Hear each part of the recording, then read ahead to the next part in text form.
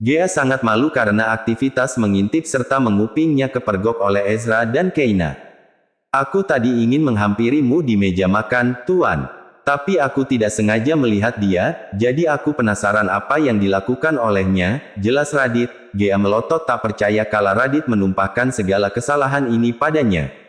Sudahlah, Ezra, ini hanya masalah kecil, jangan terlalu dipermasalahkan. Ucapan Keina membuat Ezra tidak jadi marah. Ia menatap Radit tajam, pria itu menunduk menatap lantai.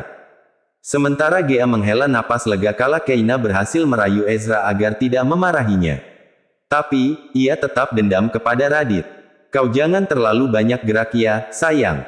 Aku ke kantor dulu, ucapnya, mencium kening sang istri. Keina tersenyum sambil mencium tangan sang suami. Ezra berlalu pergi disusul oleh Radit di belakangnya. Keina dan Gea menatap kepergian dua pria bertubuh tegap itu. Aku dendam sekali dengan Kak Radit, ucap Gea, dan Keina yang mendengar ucapan Gea tertawa kecil. Sudahlah, daripada terus memikirkan Radit lebih baik kita duduk bersantai menikmati hari ini, ucap Keina. Gea mengangguk setuju. Mereka bercerita di gazebo halaman samping sambil bercerita, menikmati hari yang sangat cerah. Tepat siang hari Ezra baru selesai dengan segala rapat penting dan masalah-masalah yang ada di perusahaannya. Ezra seketika baru teringat jika ia belum mencari keinginan sang istri. Radit, panggilnya, sang pemilik nama yang sedang sibuk menata dokumen seketika menatap sang tuan muda. Ada apa, Tuan? Tanyanya. Aku sudah tidak ada jadwal penting kan? Tanyanya lagi. Radit memeriksa tabloidnya yang tergeletak di meja. Lalu ia meriksa daftar kegiatan Ezra hari ini. Setelah memeriksa ia menatap sang tuan muda dengan senyum manisnya. Hari ini jadwalmu padat, Tuan. Bahkan sangat padat, para kolega penting sudah lama merencanakan rapat ini. Sehingga kita tidak bisa mengundur jadwalnya lagi, jelas Radit. Ezra memijat pelipisnya. Semenjak kehamilan Nyonya Keina, kau menjadi malas bekerja Tuan, ucapnya asal. Sontak Ezra menatapnya tajam. Kau sudah bosan hidup, hardiknya. Seketika Radit memohon ampun beserta maaf kepada sang tuan. Setelah kau menikah nanti pasti kau akan merasakan apa yang saat ini aku rasakan. Rasanya ingin sekali dekat dengan istriku dan mengelus perutnya, ucapnya, membayangkannya saja sudah membuat hati Ezra bahagia. Seandainya kau masih saja bodoh, Tuan. Masih saja bersama dengan Calista dan masih mengabaikan Nyonya Keina, ucapnya, melihat Ezra hanya diam melamun membuat Radit melanjutkan ucapannya. Apa mungkin kau sebahagia ini? Tanyanya. Ezra tersenyum tipis sambil menatap Radit. Aku sangat yakin, aku tidak akan bahagia bersamanya. Aku hanya bahagia bersama dengan Keina, ucapnya. Ia memegang cincin pernikahannya yang terpasang di jari manisnya. Aku mencintainya, dia segalanya bagiku. Dulu aku benar-benar bodoh, menyiksanya tanpa ampun hingga melakukan Keina secara tidak kemanusiaan, ucapnya. Mengingat itu membuat wajah Ezra seketika terlihat sedih. Mengingat itu Radit, terkadang aku merasa seperti mimpi ada di posisi ini bersama dengan Keina. Aku beruntung memiliki istri seperti dia, aku diberi kesempatan berulang kali olehnya. Aku akan memberikan segalanya atau bahkan nyawaku sendiri untuknya dan Boy, lanjutnya. Mendengar itu hati Radit menjadi hangat. Aku tidak menyangka kau bisa merangkai kata cinta seperti itu, Tuan. Jika kau mengatakan hal ini di hadapan Nyonya Keina, aku yakin pasti dia akan sangat senang. Aku tidak bisa berkata-kata di hadapannya, rasanya aku gugup sekali, ujarnya. Pengakuan itu membuat Radit tertawa. Bagaimana bisa, Tuan? Kau adalah CEO terkaya di dunia ini, bagaimana bisa hanya mengatakan cinta saja kau tidak mampu? Tanya Radit dengan sedikit tertawa. Ezra memalingkan wajahnya malas mendengar ejekan Radit. Dengar, CEO adalah pekerjaan, jangan kau bandingkan dengan ucapan cinta, katanya. Radit menganggukkan kepalanya saja. Radit menunjukkan jam di tabloidnya. Setengah jam lagi meeting akan dimulai Tuan, ucapnya. Ezra mengangguk paham. Soal keinginan Nyonya, setelah selesai meeting akan kita cari, lanjutnya. Ezra memberikan jempolnya kepada sang asisten pribadinya. Sementara itu, Keina sedang menunggu pesanannya kepada sang suami. Tapi, sudah seharian ia menunggu, bahkan bayangan Ezra saja tidak terlihat olehnya. Keina duduk di gazebo depan dengan wajah ditekuk. ia kesal sekali lagi-lagi Ezra tidak menepati janjinya. Aku rasa tuan muda sedang sibuk, Ki, ucap Gea, ia membawa nampan berisi susu untuk Keina minum. Aku tahu, tapi dia sudah berjanji kepadaku. Sekarang aku membayangkan makan mangga muda itu, Gea, lirihnya. Gea sangat tahu dengan keinginan Bumil yang tidak bisa ditahan sedikit pun. Sabarlah, katakan pada Boy untuk bersabar, ucapnya. Mendengar itu Keina menarik napasnya dalam-dalam agar kemarahan di hatinya mereda. Sampai malam Keina menunggu hingga tidak mandi atau makan sedari siang. Hanya meminum susu, itu pun karena dipaksa oleh Gea. Keina menatap pintu masuk dengan menggigit kuku jarinya, ia geram sekali dengan Ezra yang tidak pulang sudah hampir larut malam. Keina menatap jam dinding menunjukkan pukul 22.30, tapi Ezra juga belum terlihat. Gea menghampiri Keina dengan membawa makan malamnya, ia tersenyum kecil kala melihat Keina yang terus saja menatap pintu masuk. Ki, makanlah dulu, kasihan lo sama Boy kalau kamu nggak makan, rayu Gea. Keina mengangguk lagian ia juga sudah sangat lapar. Keina makan secara paksa, perutnya sudah sangat lapar tapi memang hatinya sangat menginginkan mangga muda yang dirujak. Membayangkannya saja sudah membuat air liurnya menetes, tapi Ezra malah memberi harapan palsu padanya. Keina mendengar suara mobil Ezra, seketika ia bangkit dan berjalan cepat menuju keluar mansion untuk melihat sang suami. Ezra yang baru saja turun dari mobil sedikit terkejut saat melihat Keina yang berjalan dengan langkah cepat ke arahnya. Wanita itu langsung memeluknya erat, dengan senyum tipisnya Ezra membalas pelukan itu. Sayang, jangan berjalan seperti itu, aku takut kau terjatuh nanti, ucap Ezra memperingati sang istri. Keina terus memeluk Ezra erat mencium aroma sang suami. Kau belum mandi? Tanya Ezra, ia melihat Keina yang masih memakai baju pagi tadi. Keina tidak menjawab, ia memeluk Ezra erat hingga pria itu tidak bisa bergerak sedikit pun. Radit menghela napas panjang sambil membawa kantong plastik berisi mangga muda pesanan Keina. Ezra mengangkat tubuh Keina dari pelukannya hingga berada di dalam gendongannya ala bridal style. Karena takut terjatuh, Keina mengalungkan tangannya di leher Ezra. Kau begitu merindukanku, tanyanya berbisik di telinga Keina. Wanita itu merasakan sedikit geli kala Ezra mencium telinganya.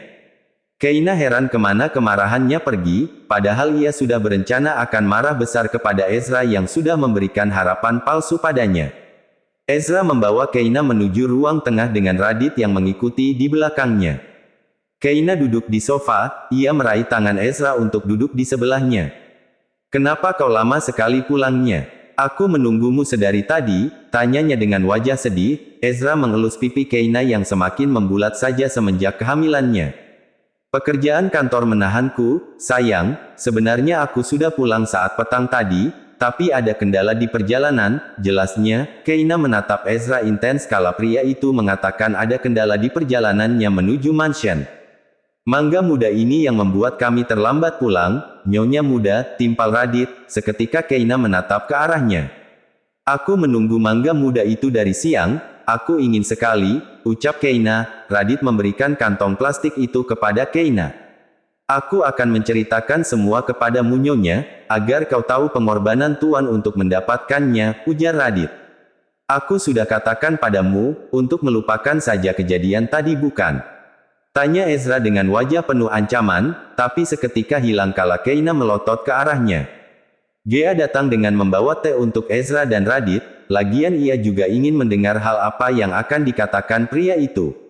Radit tersenyum bahagia kala ia melihat tuan mudanya yang sudah tidak berkutik di samping Keina. Ia sangat antusias menceritakan kejadian tadi kepada nyonya mudanya. Flashback Ezra dan Radit dalam misi mencari mangga muda. Meeting berakhir tepat di jam 6 sore. Setelah membereskan dokumen penting, Ezra dan Radit berlalu pulang menuju mansion utama. Saat Radit ingin menyalakan mesin mobilnya, ia baru teringat akan sesuatu. Tuan, kita belum mencari mangga muda untuk nyonya, ucapnya. Astaga, bahkan Ezra juga baru ingat. Untung saja kau ingat, Radit. Aku benar-benar lupa. Radit melajukan mobilnya dengan kecepatan sedang. Sepanjang perjalanan Ezra terus mencari penjual buah tapi tidak ada satupun yang menjual mangga muda. Hingga kini Ezra dan Radit sedang berada di pinggir jalan sambil minum es teh dingin yang dibeli Radit tadi.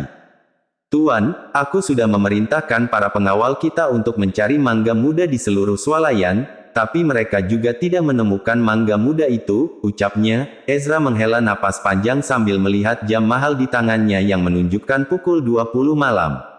Begini saja Tuan, bagaimana kalau kita beli saja mangga yang sudah matang, saran Radit dengan wajah berbinar seolah-olah idenya sudah sangat-sangat brilian. Kenapa kau bisa memiliki ide seperti itu? Tanya Ezra, ia menahan kesal di hatinya. Katakan saja nanti kepada Nyonya, bahwa mangga ini dulunya juga sempat muda. Jadi itu sama saja kan, aku yakin Nyonya akan mengerti, jelasnya. Seketika sepatu Ezra melayang tepat di kepala Radit. BUGH, aduh, sakit Tuan, lirihnya, ia mengelus kepalanya yang kejatuhan sepatu mahal Ezra. Bodoh. Kenapa aku bisa mempekerjakan asisten bodoh sepertimu, ucapnya. Radit terkekeh-kekeh sambil mengelus kepalanya.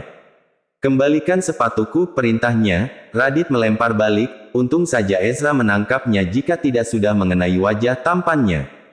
Radit, teriaknya, sabar, Tuan. Ah lihat itu, ucapnya sambil menunjukkan ke arah seberang jalan. Apa itu? Ada pohon mangga, dan sedang berbuah, ucapnya. Ezra tersenyum senang. Ayo kita ke sana, ajaknya. Radit menghela napas lega kala Ezra sudah tidak marah dengan perlakuannya tadi. Mereka pergi menuju perumahan yang terdapat pohon mangga. Ini milik orang, apa kau yakin kita bisa mendapatkan mangga muda itu? Tanya Ezra kepada Radit yang kini menatap sekeliling perumahan di depannya. Gunakan kekuasaanmu, Tuan, saran Radit. Ezra menggelengkan kepalanya. Aku tidak ingin anakku menjadi anak yang angkuh nanti, ucapnya. Radit menatap ke arah Radit yang berada di sampingnya. Asta Tuan, bagaimanapun anakmu akan tetap angkuh dan arogan.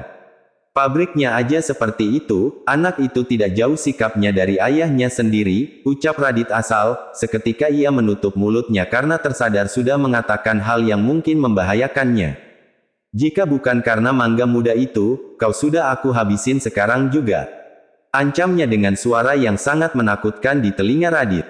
Radit menelan selaivannya, ia berusaha menetralkan ketakutannya dengan tertawa kecil. Bercanda Tuan, ayo kita panggil pemilik rumah ini.